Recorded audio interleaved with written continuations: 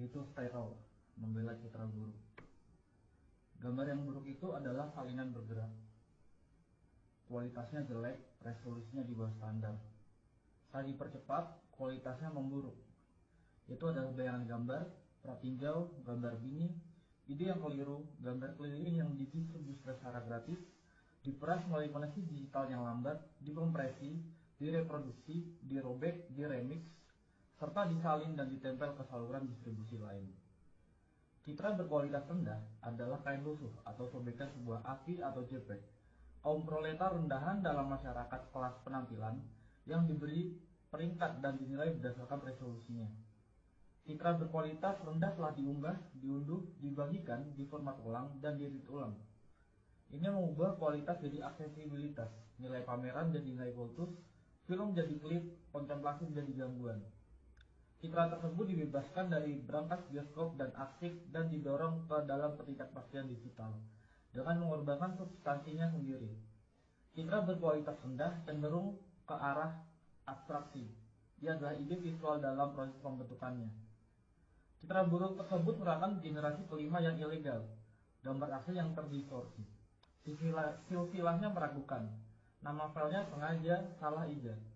Seringkali gambar ini melanggar warisan budaya, budaya nasional, atau bahkan hak cipta. Gambar ini diwariskan sebagai umpan, jebakan, indeks, atau sebagai pengingat akan bentuk visualnya di masa lalu. Gambar ini mengejek janji-janji teknologi digital. Tidak hanya seringkali terdegradasi hingga hanya menjadi buram yang terburu-buru. Bahkan orang pun ragu apakah gambar ini masih bisa disebut gambar sama sekali. Hanya teknologi digital yang mampu menghasilkan gambar yang begitu buruk seperti ini. Gambar yang buruk adalah hal yang lazim di zaman sekarang. Gambar-gambar yang terbuang dari layar, puing-puing produksi audiovisual, sampah yang terdampar di pantai ekonomi digital. Mereka menjadi saksi atas dislokasi, transfer, dan permintaan gambar yang penuh kekerasan. Percepatan dan peredarannya dalam siklus ganas kapitalisme audiovisual. Gambar-gambar yang buruk diseret ke seluruh dunia sebagai komoditas atau perwujudannya, sebagai hadiah atau sebagai anugerah. Mereka menyebarkan kesenangan atau ancaman kematian, teori konspirasi atau bajakan, perlawanan atau kebodohan. Gambar-gambar yang buruk menunjukkan hal yang langka, yang jelas, dan yang tak terbayangkan, yaitu jika kita masih mampu menguraikannya. 1. Resolusi rendah. Dalam salah satu film Woody Allen, karakter utamanya tampak buram. Ini bukan masalah teknis, melainkan semacam penyakit yang menyimpannya. Citranya selalu kabur. Karena karakter Allen adalah seorang aktor, ini menjadi masalah besar. Ia tidak dapat menemukan pekerjaan. Kurangnya kejelasan citranya berubah menjadi masalah misteri.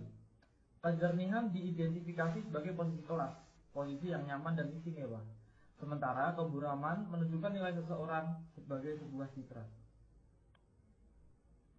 Namun, hierarki gambar kontemporer tidak hanya didasarkan pada ketajaman, tetapi juga dan terutama pada resolusi. Lihat saja toko elektronik manapun dan sistem ini, yang dijelaskan oleh Harun Faroki dalam sebuah wawancaranya yang penting tahun 2007 menjadi sangat jelas. Dalam masyarakat gambar, peran sebagai toko unggulan. Di toko unggulan, sinema mengambil produk-produk kelas atas dipasarkan dalam lingkungan yang mewah. Turunan yang lebih terjangkau dari gambar yang sama beredar sebagai DVD, di televisi siaran atau daring, sebagai bentuk yang berkualitas buruk. Jelas, gambar beresolusi tinggi terlihat lebih cemerlang dan mengesankan, lebih mimikri dan magis, lebih menakutkan dan menggoda daripada gambar yang buruk. Bisa dibilang, gambar beresolusi tinggi lebih kaya. Kini, bahkan format konsumen pun semakin beradaptasi dengan selera para pecinta film dan penikmat estetika yang bersikeras menggunakan film 35 mm sebagai jaminan visualitas yang murni. Penekanan pada film analog sebagai satu-satunya media yang penting secara visual bergema di seluruh wacana tentang sinema, hampir tanpa mempedulikan nuansa ideologisnya. Tidak pernah menjadi masalah bahwa ekonomi produksi film kelas atas ini dan masih berakar kuat dalam sistem budaya nasional, produksi studio kapitalis, kultus kejeniusan yang sebagian besar laki-laki dan versi asli dan karenanya seringkali konservatif dalam struktur dasarnya. Resolusi diagungkan seolah-olah ketiadaannya sama dengan pengibirian sang pengarang. Pemujaan terhadap ukuran film mendominasi bahkan produksi film independen. Citra yang kaya tersebut menciptakan hierarki tersendiri dengan teknologi baru yang menawarkan semakin banyak kemungkinan untuk secara kreatif merusak citra tersebut.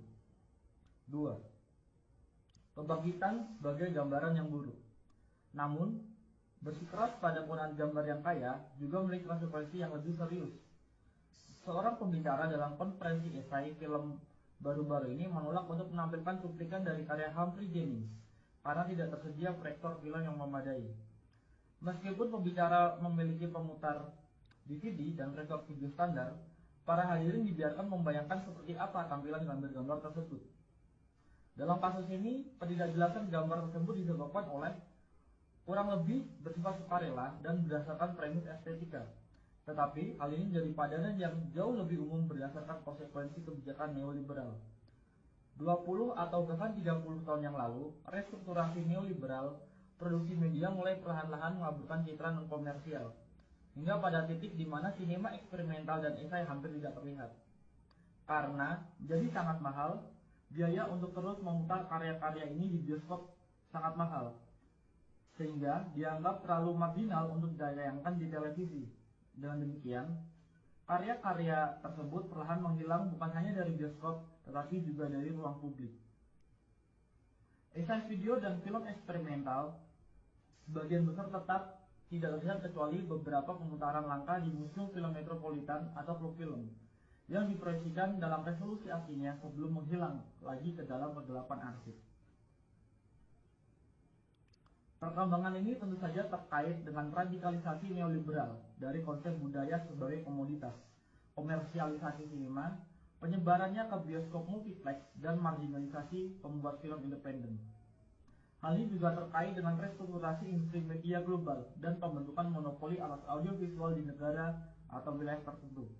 Dengan cara ini, materi visual yang resisten atau non-konformis menghilang dari permukaan ke dalam ruang bawah tanah berupa arsip dan koleksi alternatif yang hanya dipertahankan oleh jaringan organisasi dan individu yang berkomitmen yang akan mengedarkan salinan VHS bajakan di antara mereka sendiri. Sumber untuk ini sangat langka. Aset berpindah dari tangan ke tangan bergantung pada informasi dari mulut ke mulut di dalam lingkaran tertentu. Dari teman dan kolega. Dengan adanya kemungkinan untuk melakukan streaming video online, kondisi ini mulai berubah secara dramatis. Semakin banyak materi langka muncul kembali ke platform yang dapat diakses publik. Beberapa di antaranya dikurasi dengan cermat, contoh UBU web, dan beberapa hanya berupa tumpukan barang, yakni YouTube. Saat ini setidaknya ada 20 torrent esai film Chris Marker yang tersedia secara online. Jika Anda menginginkan retrospektif, Anda bisa mendapatkannya. Tapi ekonomi gambar berkualitas rendah lebih dari sekedar unduhan. Anda dapat menyimpan filenya, menontonnya lagi, bahkan mengedit ulang atau memperbaikinya jika Anda merasa perlu, dan hasilnya beredar. File AVI buram dari karya-karya agung yang hampir terlupakan dipertukarkan di platform P2P semi rahasia. Video ponsel rahasia yang diselundupkan keluar dari museum disiarkan di YouTube. DVD tayangan tontonan para seniman diperdagangkan. Banyak karya sinema avant-garde, esai, dan non-komersial telah dihidupkan kembali sebagai gambar berkualitas rendah, suka atau tidak suka. 3. Privatisasi dan pembajakan. Kemunculan kembali cetakan langka karya-karya seniman militan, eksperimental, dan klasik, serta seni video sebagai gambar berkualitas rendah memiliki makna tersendiri. Situasi mereka mengungkapkan lebih dari sekedar isi atau tampilan gambar. Hal ini juga mengungkapkan kondisi marginalisasi mereka, konstelasi kekuatan sosial yang menyebabkan peredaran mereka secara daring sebagai citra yang buruk. Gambar-gambar berkualitas buruk disebut berkualitas buruk karena tidak diberi nilai apapun dalam masyarakat kelas gambar. Statusnya sebagai gambar terlarang atau terdegradasi memberikan pengecualian dari kriteria tersebut. Kurangnya resolusi pada gambar-gambar tersebut membuktikan bahwa gambar-gambar itu telah dirampas dan dipindahkan. Jelas, Kondisi ini tidak hanya terkait dengan restrukturasi neoliberal produksi media dan teknologi digital, tetapi juga berkaitan dengan restrukturasi pasca sosialis dan pasca kolonial negara-negara bangsa, budaya mereka, dan arsip mereka. Sementara beberapa negara bangsa dibongkar atau runtuh, budaya dan tradisi baru diciptakan, dan sejarah baru dibangun. Hal ini jelas juga mempengaruhi arsip film dalam banyak kasus. Seluruh warisan cetakan film dibiarkan tanpa kerangka pendukung budaya nasionalnya, seperti yang pernah saya amati dalam kasus Museum Film di Sarajevo. Arsip nasional dapat menemukan kehidupan selanjutnya dalam bentuk toko penyewaan video. Sayang, bajakan merembes keluar dari arsip tersebut melalui privatisasi yang tak terorganisir. Di sisi lain, bahkan perusahaan Inggris pun menjual isinya secara online dengan harga yang sangat tinggi. Seperti yang dicatat oleh Kurt Wieschun, citra buruk beredar sebagian karena kekosongan yang ditinggalkan oleh organisasi perfilman negara yang merasa terlalu sulit untuk beroperasi sebagai arsip 16 atau 35 mm atau untuk mempertahankan infrastruktur distribusi apapun di era kontemporer. Dari perspektif ini, citra buruk mengungkapkan penurunan dan degradasi esai film atau bahkan sinema eksperimental dan non-komersial apapun yang di banyak tempat dimungkinkan karena produksi budaya dianggap sebagai tugas negara. Privatisasi produksi media secara bertahap menjadi lebih penting daripada produksi media yang dikendalikan atau disponsori negara. Namun di sisi lain, privatisasi konten intelektual yang merajalela bersama dengan pemasaran online dan komodifikasi juga memungkinkan pembajakan dan pengambilalihan. Hal ini menimbulkan peredaran citra buruk. 4. Sinema yang tidak sempurna. Muncul citra yang buruk menginginkan kita pada manifesto ketiga klasik untuk sinema yang tidak sempurna karya Juan Garcia Espinosa yang ditulis di Kuba pada tahun 1960-an. Espinosa berpendapat untuk sinema yang tidak sempurna karena menurutnya sinema yang sempurna secara teknis dan artistik mahir hampir selalu merupakan sinema reaksioner. Sinema yang tidak sempurna adalah sinema yang berupaya mengatasi pembagian kerja dalam masyarakat kelas. Ia menghubungkan seni dengan kehidupan dan sains, mengaburkan perbedaan antara konsumen dan produsen, penonton dan pengarang. Ia bersikeras pada identitasnya sendiri. Ketidaksempurnaan populer tapi bukan konsumerisme dilakukan tanpa menjadi birokratis. Dalam manifestonya, Espinosa juga merefleksikan janji-janji media baru. Ia dengan jelas memprediksi bahwa perkembangan teknologi video akan membahayakan posisi elitis para pembuat film tradisional dan memungkinkan semacam produksi film massal, seni rakyat. Seperti ekonomi gambar yang buruk, sinema yang tidak sempurna mengurangi perbedaan antara penulis dan penonton serta menggabungkan kehidupan dan seni. Yang terpenting, visualitasnya sangat terkompromikan, buram, amatir, dan penuh artefak. Dalam beberapa hal, ekonomi citra yang buruk, hal ini sesuai dengan deskripsi sinema yang tidak sempurna. Sementara deskripsi sinema yang sempurna lebih mewakili konsep sinema sebagai tokoh unggulan. Namun, sinema yang tidak sempurna, yang nyata dan kontemporer, jauh lebih ambivalen dan afektif daripada antisipasi Espinosa. Di satu sisi, ekonomi gambar berkelas rendah dengan kemungkinan distribusi global yang langsung dan etika remix dan apropriasi memungkinkan partisipasi kelompok produsen yang jauh lebih besar daripada sebelumnya. Namun, ini tidak berarti bahwa peluang-peluang ini hanya digunakan untuk tujuan progresif. Ujar kebencian, spam, dan sampah lainnya juga menyebar melalui koneksi digital. Komunikasi digital juga telah menjadi salah satu pasar yang paling diperebutkan. Sebuah zona yang telah lama mengalami akumulasi modern baru yang berkelanjutan dan upaya privatisasi besar-besaran, dan sampai batas tertentu berhasil. Jaringan tempat beredarnya gambar-gambar buruk tersebut jadi platform bagi kepentingan bersama yang baru dan rapuh, sekaligus medan pertempuran bagi agenda komersil dan nasional. Jaringan tersebut memuat materi eksperimental dan artistik, tetapi juga sejumlah besar pornografi dan paranoia. Meskipun wilayah citra berkualitas rendah memungkinkan akses ke citra yang terpinggirkan, wilayah ini juga dipenuhi oleh teknik komodifikasi paling canggih. meskipun memungkinkan partisipasi aktif pengguna dalam pembuatan dan distribusi konten. Platform ini juga melibatkan mereka dalam produksi. Pengguna menjadi editor, kritikus, penerjemah, dan penulis bersama dari gambar-gambar berkualitas rendah. Dengan demikian, gambar yang buruk adalah gambar yang populer, gambar yang dibuat dan dilihat oleh banyak orang. Mereka mengekspresikan semua kontradiksi dari kerumunan kontemporer, oportunisme, narsisme, keinginan akan otonomi dan kreasi, ketidakmampuan untuk fokus atau mengambil keputusan, kesiapan konstan untuk melanggar dan sekaligus tunduk. Secara keseluruhan, citra-citra buruk tersebut menyajikan gambaran sekilas tentang kondisi afektif kerumunan, neurosis, paranoia, dan ketakutan, serta keinginan akan intensitas, kesenangan, dan pengalihan perhatian. Kondisi citra-citra tersebut ini bukan hanya tentang transfer dan pemformatan ulang yang tak terhitung jumlahnya, tapi juga tentang banyaknya orang yang cukup peduli untuk mengkonversinya berulang kali, menambahkan subtitle, mengedit ulang, dan mengunggahnya. Dalam konteks ini, mungkin kita perlu mendefinisikan ulang nilai sebuah gambar, atau lebih tepatnya menciptakan perspektif baru untuknya. Terlepas dari resolusi dan nilai tukar, kita dapat membayangkan bentuk nilai lain yang didefinisikan oleh kecepatan, intensitas, dan penyebaran. Gambar yang buruk adalah buruk karena sangat terkompresi dan menyebar dengan cepat. Gambar tersebut kehilangan materi dan memperoleh kecepatan. Tetapi gambar tersebut juga mengekspresikan kondisi dematerialisasi yang tidak hanya dimiliki oleh warisan seni konseptual, tetapi terutama oleh model produksi semiotik kapital, seperti yang dijelaskan oleh Felix Guattari, mendukung penciptaan dan penyebaran paket data yang ringkas dan fleksibel yang sangat diintegrasikan ke dalam kombinasi dan rangkaian yang semakin baru.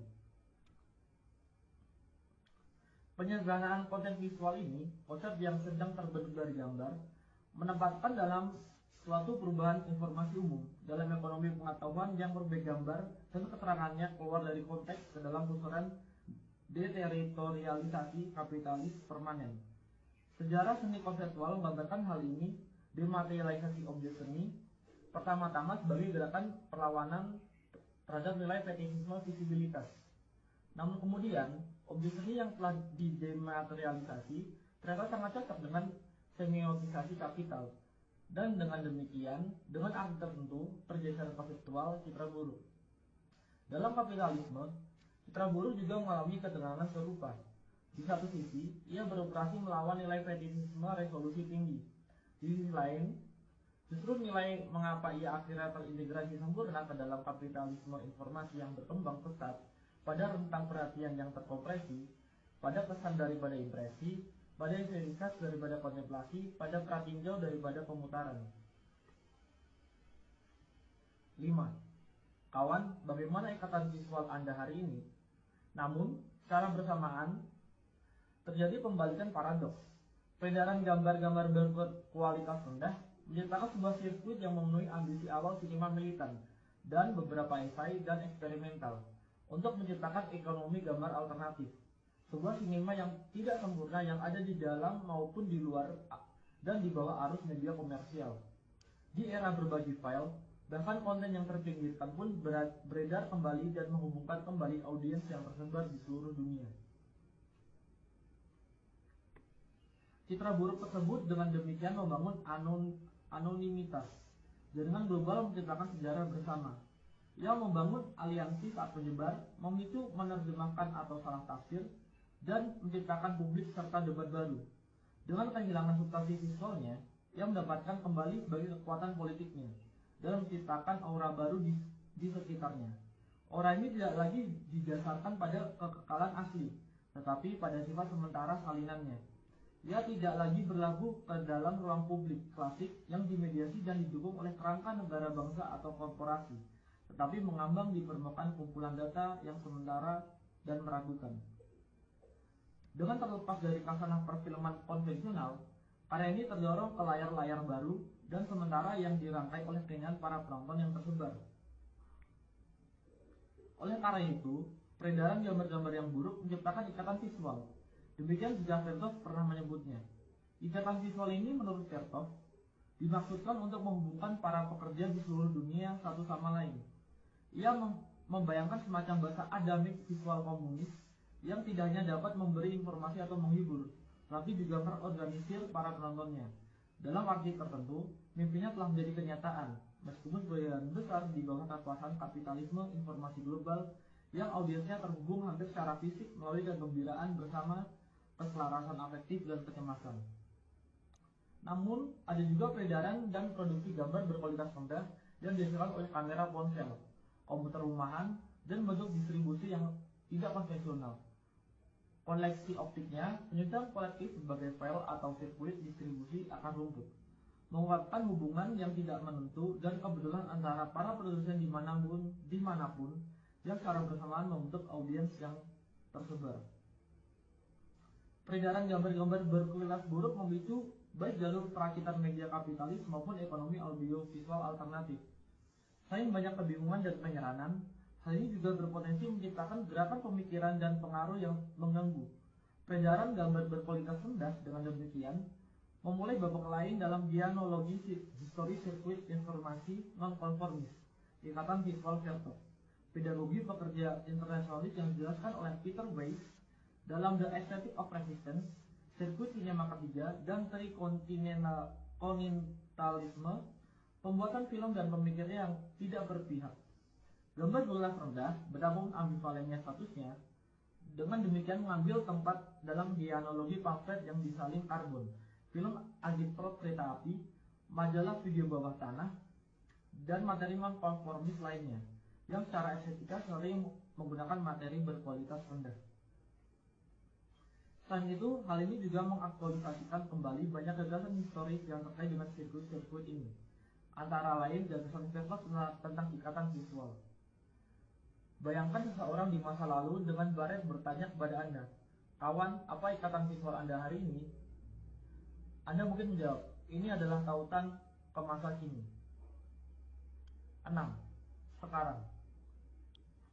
Citra buruk tersebut mewujudkan nasib setelah kematian banyak mahakarya sinema dan seni video di masa lalu. Karya-karya tersebut telah diusir dari surga terlindungi yang tampaknya pernah menjadi milik sinema. Setelah dikeluarkannya dari arena budaya nasional yang terlindungi dan seringkali proteksionis, dibuang dari peredaran komersial, karya-karya ini menjadi pengembara di tanah tak bertuan digital, terus-menerus mengubah resolusi dan formatnya, kecepatan dan medianya, bahkan terkadang kehilangan nama dan kredit di sepanjang jalan. Sekarang banyak dari karya-karya ini kembali sebagai gambar yang buruk, saya akui. Tentu saja orang bisa berpendapat bahwa ini bukanlah yang asli, tetapi kemudian, tolong siapapun, tunjukkan kepada saya yang asli. Citra buruk tersebut bukan lagi tentang hal yang sebenarnya yang asli dan orisinal. Sebaliknya, ini tentang kondisi eksistensinya yang nyata, tentang sirkulasi kerumunan, penyebaran digital, temporalitas yang terpecah-pecah dan fleksibel. Ini tentang pembangkangan dan mengappropriation, sama seperti tentang konformisme dan eksploitasi. Singkatnya, ini tentang realitas.